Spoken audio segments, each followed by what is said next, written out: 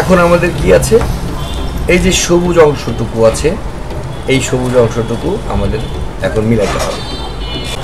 তো আমরা এখানে রেখে একটা সূত্র আছে যেটা আমরা বলে থাকি, right back up, right back down down, right up back, right back down down, right right. এটা আমি স্ক্রিনে লিখে দিচ্ছি, এটা আপনারা জেনে নেবেন। এই যে দেখতে পাচ্ছেন যে আপনারা কোথায় জানি রাইট ব্যাক ডাউন দেখেন।